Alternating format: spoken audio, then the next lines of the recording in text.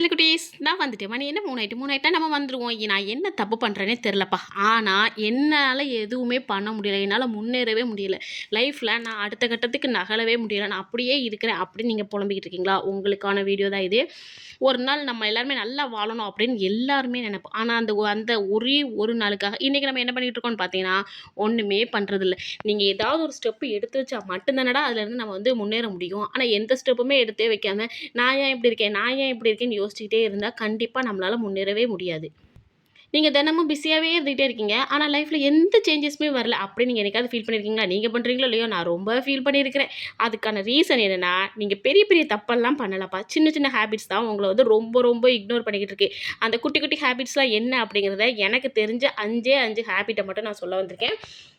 உங்களுக்கே தெரியும், நம்ம சேனலில் வந்து அடுத்ததை பற்றிலாம் நம்ம பேச மாட்டோம். நம்ம வாழ்க்கையில் வாங்கினதை மட்டுமே பேசினாலே அதுவே ஒரு படம் எடுக்கிற அளவுக்கு நம்ம வந்து ஓட்டலாம் அவ்வளோகான் இருக்கும். ஸோ என்னோடய லைஃப்பில் என்ன நடந்திருக்கோ அது மட்டும் தான் நான் வந்து சொல்ல வந்திருக்கேன். ஸோ வீடியோவை முழுசாக பாருங்கள். முழுசாக பார்த்தா தான் உங்களுக்கு வந்து புரியும். எது தேவை எது தேவையில்லை, எப்படி பண்ணுனா நம்ம வந்து சரியாகலாம், எப்படி பண்ணால் நம்ம ஃப்யூச்சரில் வந்து நல்லபடியாக வாழலாம் அப்படிங்கிறத நான் வந்து சொல்ல வந்திருக்கேன். இப்போ வாங்க வீடியோக்குள்ளே போகலாம். அதுக்கு முன்னாடி எப்பவும் போல் லைக்கு ஷேர்ஸ் கமெண்ட்டை பண்ணியிருக்கேன். வாங்க வீடியோக்குள்ளே போகலாம்.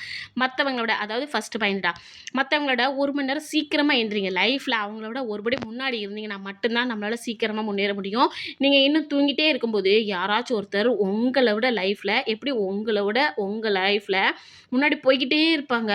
சின்ன சேஞ்சஸ் தான். ஆனால் என்னம்மா நீ காலைல நேரத்தோடு எந்திரிச்சா எல்லாமே மாறிடுமா அப்படி நீங்கள் கேட்காதீங்க. ஆனால் அதுதான் உங்கள் ஃப்யூச்சரே டிசைட் பண்ணும். இது வந்து ஒரு அனுபவமாகவே சொல்லலாம். இப்போ காலைல 7:30 வரைக்கும் கொரட்டை விட்டு தூங்குறதுக்கும் காலையில் 5 மணிக்கே எந்திரிச்சு தொழுதுட்டு மற்ற வேலையை பார்க்குறதுக்கும் எவ்வளோ வித்தியாசம் இருக்குது. இன்னும் ஹிந்துஸ்லாம் சொல்லுவாங்க தெரியுமா, அவங்களாம் சூப்பராக பண்ணுவாங்க. பிரம்ம முகூர்த்தத்தில் எந்திரிச்சு விளக்கேற்றி கோலம் போட்டு குளிச்சு எல்லாமே பண்ணுவாங்க.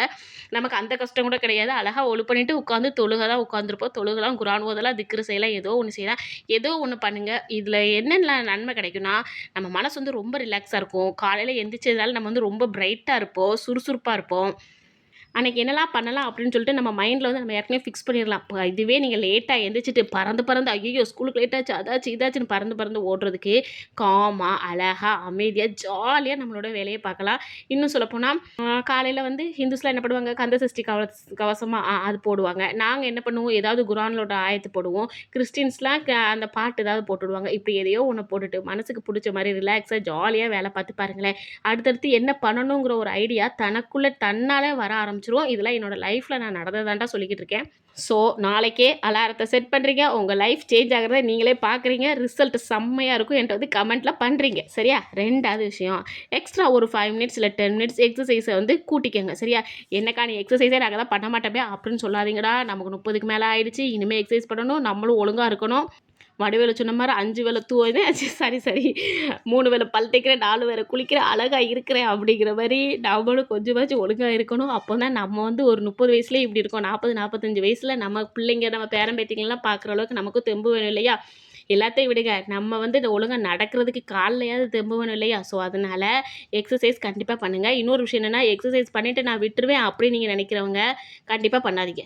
என்னக்கா பொசுக்குன்னு இப்படி சொல்லிட்டேன் அப்படிங்கிறீங்க. ஆமாண்டா, எக்ஸசைஸ் பண்ணிவிட்டு விட்டுட்டோன்னு வைங்களேன், உடம்பு புசு புசுன்னு பூசணிக்காய் மாதிரி வீங்கிருது. ஏன்னா அந்த தப்பையும் நான் பண்ணியிருக்கேன். நீங்கள் இப்போ சொல்லலாம், என்னக்கா எந்த தப்பு தான்க்கா அப்படி பண்ணலை அப்படின்னு சொல்லிட்டு. ஆமாண்டா, யார் என்ன சொன்னாலும் ஃபஸ்ட்டுலாம் கேட்டுட்டு முட்டாள்தனமாக நிறையா பண்ணியிருக்கேன். அதாவது எக்ஸசைஸை பொறுத்த வரைக்கும் நீ பண்ணிக்கிட்டே இருந்தனா செம்ம ஃபிட்டாக இருப்ப. எப்போ நீ விட்றியோ அப்போ நம்ம பூசணிக்காவே ஆயிடுவோம். அவ்வளோதான். ஸோ அப்போ அதை விட்டுருங்க. யோகா, தியானம் இந்த மாதிரி பண்ணுங்கள். ரொம்ப சுறுசுறுப்பாக நீண்ட ஆயுளோடையும் வாழலாம். நிம்மதி இருக்கும், நீண்ட ஆயுள் இருக்கும். இதெல்லாம் இருக்கணும்னா மெயின் ரீசன் என்னது, சீக்கிரமாக எந்திக்கணும். சீக்கிரமாக எந்திரிச்சிட்டாலே போதும். இதுக்காக நீங்கள் ஜிம் போங்கலாம் நான் சொல்ல மாட்டேன். சிம்பிளாக ஒரு டயட்டை மட்டும் ஃபாலோ பண்ணுங்கள். எல்லாமே அள்ளி அடைச்சிட்டு அதுக்கப்புறம் உடம்பு குறையலை அப்படின்னு சொல்லக்கூடாது. ஸோ அதனால் சிம்பிளாக ஒரு டயட்டை வந்து ஃபாலோ பண்ணிக்கங்க. ஒரே ஒரு ஹேபிட் தான், சரிங்களா? உங்கள் லைஃப்பை மாற்றுறதுக்கு. மற்றவங்களோட சீக்கிரமாக எந்திரிங்க. என்ன நீங்கள் எப்போ பார்த்தாலும் சீக்கிரம் எந்திக்கிறதே பெருசாக பேசுகிற அப்படின்னு கேட்காதடா. உண்மையிலே சொல்லிக்கிட்டு இருக்கேன். காலையில் நேரத்தோடு எந்திரிச்சு பாருங்கள், அந்த வீடு எவ்வளோ பறக்கத்தான் இருக்கும் அப்படின்னு சொல்லிட்டு. இதெல்லாம் அனுபவபூர்வமாக சொல்கிறது. இதே 7 மணி வரைக்கும் 8 மணி வரைக்கும் தூங்கிட்டு அதுக்கப்புறமா நீங்கள் எந்திரிச்சு பாருங்களேன். நம்ம வந்து ஃபஸ்ட்டு என்ன பிரச்சனைனா, நீங்கள் லேட்டாக எந்திக்கிறதுனால உங்களால் சுறுசுறுப்பாக இருக்க முடியாது. உங்களை பார்த்து தான் உங்கள் குழந்தைங்களும் வளரும். நீங்கள் 8 மணி 10 மணிக்கு எந்திரிச்சிங்கன்னா அதே பசங்களும் அதே மாதிரி தான் எந்திரிப்பாங்க. நீங்கள் 2 பேரும் சரியில்லைங்கிறத பார்த்தாலே நம்ம ஹஸ்பண்டும் அதே மாதிரி மாறிடுவாங்க. அட்டை சோம்பேறிக்கு முழு உதாரணம் யார் அப்படின்னா, ஃபஸ்ட்டு நம்மளாக தான் இருப்போம். நெக்ஸ்ட்டு நம்ம புருஷனாக தான் இருக்கும். ஸோ அந்த அட்டை சோம்பேறி எல்லாரும் நம்ம குடும்பத்தையே திருத்தக்கூடிய பொறுப்பு யார்கிட்ட இருக்குன்னா நம்மகிட்ட தான் இருக்குது. அதை நம்ம திருத்தணும் அப்படின்னா நம்ம சீக்கிரம் எந்திரிச்சாலே போதும். ஏன்னா, இதுதான் உங்கிட்ட இருக்கிற சீக்ரெட் வெப்பன் அப்படின்னு சொல்லலாம். "எட்றா அந்த வெப்பன கண்ணாயிரம் எட்றா" அப்படிங்கிற மாரி. ஏன்னா, நம்ம சீக்கிரம் எந்திரிச்சிட்டாலே போதும். ஏன்னா, இன்னும் அவங்க இன்னும் பில்லோவ கட்டி பிடிச்சிட்டு, இன்னும் நல்லா கொரட்டுட்டு தூங்கிட்டே இருப்பாங்க. ஆனா, நீங்க ஆல்ரெடி லைஃப்ப ஹேண்டில் பண்ணிக்கிட்டு இருப்பீங்க. 5 மணிக்கு எந்திரிச்சு, உங்களோட லைஃப்ப எல்லாத்தையுமே சேஞ்ச் ஆகுறத உங்க கண் கூட பார்க்கலாம். இருக்கா, இல்லையான்னு சொல்லிட்டு ரொம்ப நாள் வேண்டாப்பா. ஒரே 1 மாசம் நீங்க பண்ணிட்டு எனக்கு வந்து கமெண்ட் பண்ணுங்க. ஓகேவா? நான் கண்டிப்பா அந்த கமெண்ட்டுக்கு வெயிட் பண்றேன். காலையில எந்திரிச்ச உடனே பிரஷ் பண்ணிட்டு, ஒரு யோகாவோ, ஒரு மெடிடேஷனோ எதையோ ஒண்ணு பண்ணுங்க. உங்க பாடி ரிலாக்ஸா வச்சுக்கங்க. அப்போ வர்ற காத்து வந்து ரொம்ப பியூரிஃபையா இருக்கும். அது மட்டும் இல்லாம மைண்ட் வந்து ரொம்ப காமா இருக்கும். இந்த over thinking, negative thoughts, pressure, மண்ணாங்கட்டி இது எதுவுமே வராது. அந்த நேரத்தில நீங்க ரொம்ப ஃபுல்லாவே எனர்ஜெட்டிக்கா இருப்பீங்க. நீங்க என்னக்கா நைட் என்னால தூங்கவே முடியல அப்படின்லாம் சொல்லாதீங்க. எவ்வளோ தூக்கம் இருந்தாலும் சரி, காலையில 5 மணிக்கு எந்திரிச்சு பார்த்தீங்கன்னா, ஒரு 2, 3 நாள்ல ஆட்டோமேட்டிக்கா நைட்டுக்கு உங்களுக்கு தூக்கம் வர ஆரம்பிச்சுரும். அப்படி இல்லாம நீங்க லேட்டா தான் எந்திரிப்பீங்கன்னா, டயர்டா இருக்கும் உங்க முகம். அது அரைகுறை தூக்கத்தில எந்திரிச்ச மாரி தான் இருக்கும். நம்ம முகத்தில ஒரு பிரிஸ்கே இருக்காது. நம்மள பார்த்த உடனேயே இது ஒரு தூங்கு மூஞ்சி கழுத அப்படின்னு சொல்ற அளவுக்கு ஆயிருவோம். ஸோ, அதனால காலையில எந்திரிக்கிறோம், பிரிஸ்கா இருக்கிறோம், ஜாலியா லைஃப்ப சந்தோஷமா கொண்டு போறோம். சரியா? 3வது கவனத்த சிதறடிக்கிற இது யாருக்குமே பிடிக்காத விஷயம் அப்படின்னு சொல்லுவேன். இந்த இதெல்லாம் நான் கேட்க மாட்டேங்கான்னு சொல்லிட்டு சொல்லுவீங்க. வேணாலும் பாருங்களேன் கமெண்ட்ல. பட் நான் செய்யலான்ட்டு இருக்கிறேன். நல்ல பிள்ளையா மாறலாம் அப்படின்ட்டு இருக்கேன். கவனத்த சிதறடிக்கிற விஷயங்கள டெலீட் பண்ணிருங்க. என்னது கவனத்த சிதறடிக்கும்? ஆப்ஸ் தான்டா. உங்களுக்கா ஏதாச்சும் ஒண்ணு சேர்த்து வச்சுக்கங்க. இன்னும் சொல்லப்போனா, உங்க ஃபோன் தான் உங்க லைஃப்ப ஸ்லோவாக்குற பிக்கஸ்ட் எனிமி அப்படிங்கிறது உங்களுக்கு தெரியுமா? இன்னைக்கு நம்ம ரூ. 100 சேமிச்சாலும், அது நாளைக்கு உங்களுக்கு ரொம்ப ரொம்ப சேஃப்டியா இருக்கும். நீங்களே யோசிச்சு பாருங்களேன். ஒரு உண்டியல்லையோ, உங்க மணி பர்ஸ்லயோ தெரியாம ஒரு 10, 20ன்னு சேர்த்து வைங்களேன். இதுக்கு ஒரு உதாரணமா முந்தா நாள் நடந்த இன்சிடென்ட் சொல்லட்டா? முந்தா நாள் வந்து கையில சுத்தமா பைசா கிடையாது. என்னடா பண்ண அப்படின்னு சொல்லிட்டு யோசிச்சுட்டே இருந்தேன். ஆனா ஒரு பொருள் வாங்க வேண்டியிருக்கு. அந்த பொருள் அவசியம். ரொம்ப ரொம்ப அவசியம். வாங்கியே ஆகணும். வேற வழி இல்ல. என்ன பண்ணேன்னு முழிச்சுக்கிட்டு இருக்கும்போது, இருக்கிற எல்லா ஹேண்ட் பேக்கையுமே எடுத்து தேட ஆரம்பிச்சுட்டேன். எதுக்கு தேடினேன் தெரியுமா? ஏன்னா எப்படியும் நான் ஒவ்வொரு ஹேண்ட்பேக்லேயுமே ஒரு ரூ. 10, ரூ. 20, ரூ. 5 நான் போட்டு வச்சுக்கிட்டே இருப்பேன். அது எனக்கு உண்மையிலேயே அன்னைக்கு அவ்வளோ உதவியா இருந்துச்சு. கையில ரூ. 100 அது வந்து கையில கிடைச்சது. சந்தோஷமா இருந்துச்சு. ரூ. 125 கிட்ட கிடைச்சது. ரூ. 25 திருப்பி உள்ள போட்டு ரூ. 100 எடுத்துட்டேன். ஸோ அதத்தான் சொல்றேன். ஒரு ரூ. 100 இருந்தாலும் சரி, ரூ. 5 இருந்தாலும் சரி, ரூ. 10 இருந்தாலும் சரி, நீங்க உங்களுக்குன்னு சேர்த்து வச்சுக்கிட்டே இருங்க. அது என்னைக்காவது ஒரு நாள் கண்டிப்பா உங்களுக்கு வந்து உதவும். சொத்து வந்து ஓவர் நைட்லலாம் வராது. நம்ம தேவயானி சூரிய வம்சத்தில வர தேவயானி சரத்குமார் மாரி ஒரே நைட்ல வந்து நம்ம ஒபாமா ஆக மாட்டோம். ஸோ, அதனால கொஞ்சம் கொஞ்சமா பில்ட் ஆகும். ஓகேவா? டைம் வேஸ்ட் பண்றவங்க ரிக்ரெட் பண்ணுவாங்க. அப்படித்தானே? டைம் யூஸ் பண்றவங்க லைஃப்ப பில்டப் பண்ணுவாங்க. இப்போமே ஃபோன் எடுத்துக்கங்க. ஒவ்வொரு ஆப்பையும் டெலீட் பண்ணுங்க. தேவையில்லாத எதுவுமே எனக்கு வேண்டாம் அப்படின்னு சொல்லிட்டு அத முதல்ல டைவர்ஸ் பண்ணுங்க. ரூ. 1 சேவ் பண்ணிட்டே இருங்க. உங்க ஃபியூச்சர் வந்து ஸ்டார்ட் ஆயிடும். கண்டிப்பா ஆகும்டா. இது நான் வந்து எப்படி சொல்றேன்? ரொம்ப அனுபவப்பட்டு சொல்றேன். எடுத்து சேர்த்து வச்சு பாருங்களேன். அது கண்டிப்பா ஒரு நாள் நம்மள வந்து வாழ்க்கையில ரொம்ப பெரிய இடத்துல உயர்த்தி வைக்கும். வேணா நோட்ல எழுதி வச்சு பாருங்களேன். உங்க ஃபோன் தான் உங்களோட எனிமி. ஸோ டெலீட் பண்ணலன்னா லைஃப் வேஸ்ட் ஆயிரும். இந்த ஹேபிட் இல்லைன்னா ஃபியூச்சரும் இல்ல. இதுக்காக நான் எல்லாத்தையுமே டெலீட் பண்ணுவீங்களா அப்படின்னா கிடையாது. இப்போ யூடியூபே நீங்க பார்க்குறீங்க. ஒரு நல்ல நல்ல விஷயங்கள் எல்லாமே வரும் பார்த்தீங்களா? அத பாருங்க. இல்ல எனக்கு வந்து மைண்ட் ரிலாக்ஸா இருக்கணும். ஸோ நான் ஏதாவது ஒண்ணு வந்து நான் பார்க்குறேன். உதாரணத்துக்கு என்னையே எடுத்துக்கங்களேன். நான் அந்த மெட்டி ஒலி பார்த்தேன்னா ரொம்ப சந்தோஷமா இருப்பேன். மெட்டி ஒலியில வந்து ரொம்ப ரொம்ப அதாவது அவங்களோட ஃபேமிலிஸ் எல்லாம் காட்டும்போது எனக்கு வந்து கொஞ்சம் நல்லாயிருக்கும். அக்கா, தங்கச்சி ஏன்னா நம்மளும் அக்கா, தங்கச்சி கூட அண்ணன், தம்பி கூட பொறந்தவங்க இல்லையா? ஸோ, அதனால அப்படி இருக்கும். சில பேருக்கு சாங்ஸ் கேட்டா ரொம்ப பிடிக்கும். எனக்கெல்லாம் சாங்ஸ் கேட்டேன்னா எல்லா பிரச்சனையும் மறந்துருவேன் அப்படின்னே சொல்லலாம். ஸோ, அந்த மாரி தான். அதே மாரி இன்னொரு விஷயம் என்னன்னா, சாங்ஸ் கேட்டு எல்லா பிரச்சனையும் மறக்கவும் செய்வேன். சோக பாட்டு போட்டு எல்லா பிரச்சனையும் திருப்பி நினைவுபடுத்தி உட்காந்து அழவும் செய்வேன். ஸோ, என்னோட மைண்ட் வந்து 2 சைடாவே மாறும். ஸோ, அதனால நமக்கு எது தேவையோ அத மட்டும் தான் நம்ம எடுத்துக்கணும். சரியா? 4வது பாயிண்ட் செலவு பண்ற ஒவ்வொரு ரூபாயும் கணக்கு வைங்க. உங்க வாழ்க்கையில எப்பவுமே உங்க கண்ட்ரோல்ல தான் இருக்கணும். நீங்க கண்ட்ரோல் பண்ணலனா, உங்க மணி உங்கள கண்ட்ரோல் பண்ண ஆரம்பிச்சுரும். எப்பவுமே பணத்த வந்து நம்ம கைக்குள்ள தான் வைக்கணுமே தவிர, பணத்தோட கைக்குள்ள நம்ம போயிறவே கூடாது. ஆஃபர பார்த்தோம்னா கண்ட்ரோல் கண்டிப்பா நமக்கு வந்து போயிரும். அதுவும் 50%, 70% ஆஃபர்ன்னு சொன்ன உடனே நம்ம மூளையே மங்கி போயிரும் அப்படின்னே சொல்லிரலாம். 100, 200ன்னு லீக்கேஜ் ஆகும் பார்த்தீங்களா?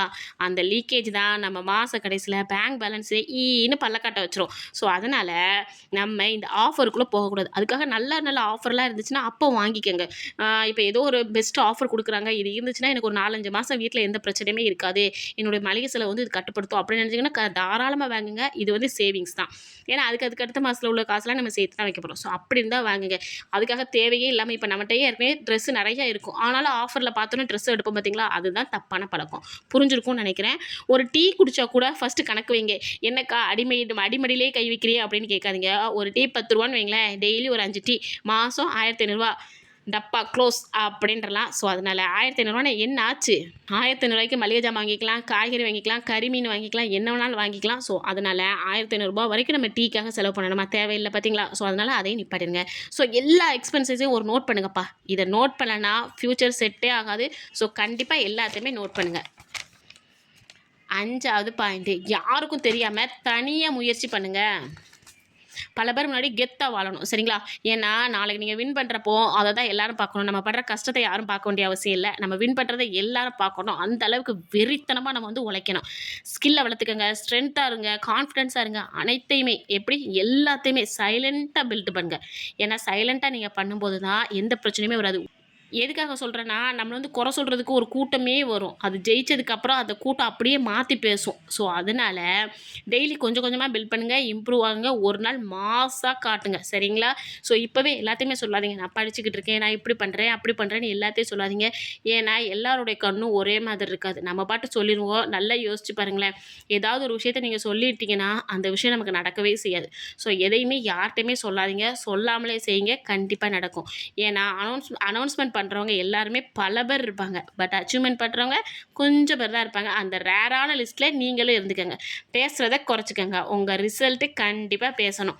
வீடியோ பிடிச்சிருக்கும் நம்புகிறேன். இந்த வீடியோவில் உங்களுக்கு எந்த பாயிண்ட் பிடிச்சிருக்கு அப்படின்னு சொல்லிட்டு அந்த பாயிண்ட் நம்பரை கமெண்ட் பண்ணுங்கள். நானும் தெரிஞ்சுக்கிறேன். இதே மாதிரி ஒரு சூப்பரான வீடியோவில் நான் உங்களை சந்திக்கிறேன். டாட்டா பாய்மா. லைக்கும் ஷேரையும் கமெண்ட்டையும் பண்ணிடுங்க. முக்கியமாக அந்த ஹைப் பட்டனே அமைக்கிறீங்க. டாட்டா பாய்மா.